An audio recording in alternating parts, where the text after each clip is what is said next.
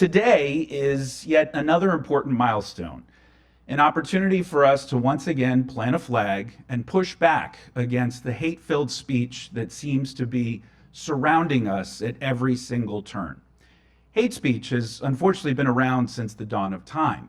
What has changed in the last several years is the methods by which people have to use to distribute that hate speech, primarily through social media, have given platform to people around the world to spread their ignorance, their racism, and their hate. And unfortunately, it has been amplified by some of the most significant world leaders, including our former president, around the world. But here's the good news. Here in Montgomery County, we have organizations, we have institutions, we have community leaders, we have dedicated men and women across this county that are ready to help, ready to push back, and put action, more than just words, but words into action. I believe strongly that empathy and kindness are the truest signs of emotional intelligence. I learned a long time ago that it's much more important to be nice than it is to be important. And I also think it's critically important for us to come together as a community and as a society to truly see each other. This hate-filled speech is being used by political leaders around the world, and I'm going to put leaders in quotation marks, but political and powerful individuals around the world to sow division, to pit us against each other. And the only way to combat that is through taking the time to get to know each other, to better understand where we are all coming from, to truly and authentically see each other. Somebody who has been in this fight his entire personal and professional career is the director of our Human Rights Office, Jim Stowe. Jim is an extraordinary leader, and whenever he comes before the council, all of us pause and listen, because we know the wisdom that he shares with all of us will brighten our days and make a better tomorrow. So with that, I want to invite Mr. Stowe to say a few words. Thank you so much, Councilmember Albornoz, and then to our County Council President Glass and members of our County Council, and to those of you who may be listening and those of you here in the audience this morning. Thank you all for recognizing this very important day. And I think that you have very accurately described what's occurring here in Montgomery County. We are seeing a heightened incident of hate-related literature being distributed throughout our community, aimed not only at our Jewish community, but also at our Muslim community as well. Those who are from the LGBTQT community also find themselves engaged rather in trying to combat activities of hate that are going around this community. We're a great community, by the way. You know that, we are. But we all have to do better.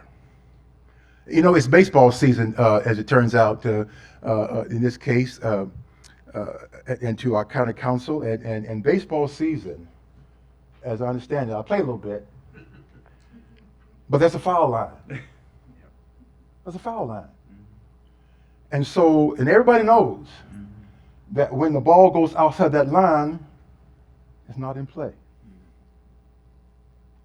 There's a point by which all of us have determined that we no longer can play the game because there has been a foul. The NHL right now is finishing up, of course, Stanley Cup. If you get too many, again, infractions on the actual playing ice, you get a foul. And guess what? You can't compete. You go sit in an area that's designed for you to understand about what you just did and get back into the game. NBA Finals just finished last night. Denver Nuggets won the NBA Finals last night. And guess what? Again, when you commit an infraction, you no longer can be in the game. If you can, again, something is so flagrant, right, that sometimes you call the game before you get the number of fouls necessary to actually to not compete again. I believe we have lost recognition of the foul line in our community. We have got to reestablish the foul line. And continue with my baseball analogy. When the umpire cannot see the plate, he's got to sweep it off. Be able to adequately see the balls coming across the line. Sometimes we got to clean up some things around our community to make sure we see them right. You said to be seen, absolutely. We got to see each other. But more important than anything else, we got to be able again to establish the point by which we do not go over. And when we do go over, we got to call it out. And not just for your group, for every group. Even when, again, it may be something you don't necessarily believe in yourselves, that you understand, because it happened, because it is a foul in this community. We've got to call it out. And so I call upon us all this morning and clear to council in the spirit of this particular resolution and proclamation, that we talk about how we, in fact, can do a better job at calling it out. I've got to do better. Calling it out at every turn. You've got to do better. You've got to do better. To make real sure then that people clearly understand that leadership in this community will be in a position always to set that example of when, in fact, it's a foul ball. And so I hope then that this recognition that's being offered today by way of this proclamation allows us to reestablish those foul lines in Montgomery County. Tough thing called freedom of speech. It was so important that it was one of the tenets, obviously, of the Bill of Rights. But the intent never was to incite violence. And that's when we have a foul ball. And so we hope then that we establish the opportunity for those to speak their mind, speak their particular point of view and their frame of reference, but at the same time, stay within the game. And so again, I thank you for allowing me to have these few minutes now. I'll go back and say one more thing, and that is that Beth was very specific. She said, Jim, a few words. So I apologize, Beth, for going just a wee bit beyond that particular set of instructions. But I would hope then that you understand the spirit for which I've shared with you today. We can do better. And just to do more than that, I have got a list. I got a list here of 40 acts of kindness. I want my county council to start off by leading this whole effort on these 40 acts of kindness. You said, just be nice. We can just be nice. It's simple. It doesn't cost anything, by the way. There's no budget allocation, by the way. Be nice. And so I want to give one of them to each of our council members, and I'm going to ask them with their networks and family members to also share this and be a part of this and embark with a brand new campaign. Come up with your own list. How can you just be nice? And so I hope we can follow through on that. Thank you so much. Amen.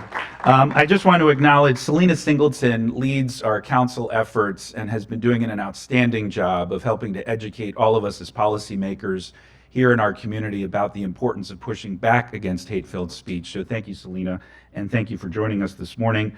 I also want to recognize Ms. Sue Stoloff, who is on the committee against hate violence here in Montgomery County. We appreciate your leadership on so many levels. I've been on many Zooms with you, and I appreciate your wisdom and kindness. And we are also joined by Rabbi Sharofsky, who we are about to hear from as well. And also, point of privilege, she recently addressed our opportunity to recognize the people who we have lost over the last year in Montgomery County who were homeless. She presided over a very important service and showed her empathy and kindness in her very powerful and important words just a few days ago. But Rabbi, I invite you to say a few words here this morning. Thank you, Councilmember Albornoz, and just to thank you so much to the council for all that they've done over this past year to really recognize and push back against hate speech. This proclamation is not a beginning, nor is it an end, but it is simply a recognition of the ongoing work that we have to do. And I am especially grateful for Council President Glass and Councilmember Friedson for their work that they've been doing and showing up so much for the Jewish community as well as all communities. I'm here today as a representative of the Jewish Community Relations Council of Greater Washington.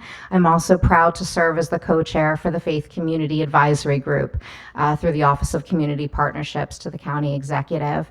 And one thing we talk about when we talk about hate speech and we talk about what's happening right now in this world, and a thing I like to tell, mostly I speak with a lot of middle schoolers and high schoolers, and they ask, well, why is this different? Like, how do we know this is not what happened in Europe in the 30s?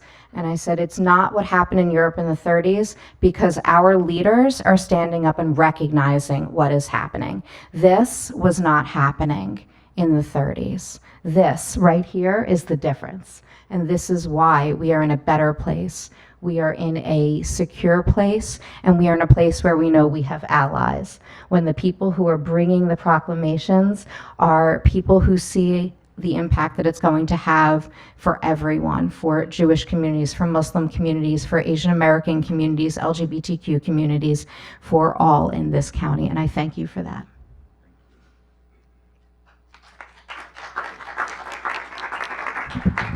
All right, very well said. All right, and I'm going to now read the proclamation, which I know all of my colleagues feel very strongly about as well. Whereas June 18th is the International Day for Countering Hate Speech, which was recognized by the United Nations for the first time in 2022 to raise awareness about the risks posed by hate speech to human rights, democracy, and the rule of law. Because as stated by UN Secretary General Antonio Guterres, hatred is a danger to everyone, and so fighting it must be a job for everyone. Whereas hate speech not only causes harm at the personal level, it can incite violence.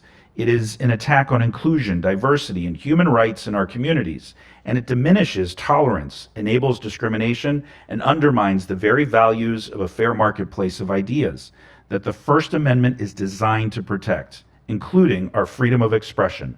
And whereas we must hold steadfast to advance the positive values of mutual understanding and respect for human rights, fundamental freedoms, and diversity. And education must be at the center of our efforts, as it is the most effective tool against divisive historical narratives that can fuel hate speech and incite violence. And whereas we must all speak up calmly but firmly against hate speech and call it out to make clear that we do not agree with the content while also continuing to develop our own awareness and skills to help everyone identify racial and gender-based prejudices. Now, therefore, be resolved that the County Council of Montgomery County hereby recognizes June 18, 2023 as International Day for Countering Hate Speech and calls upon residents to counter intolerance and discrimination and advance inclusion and peaceful coexistence where truth triumphs over falsehoods and diversity is celebrated. Presented on this 13th day of June in the year 2023, signed by myself and the Council President. Thank you all very much.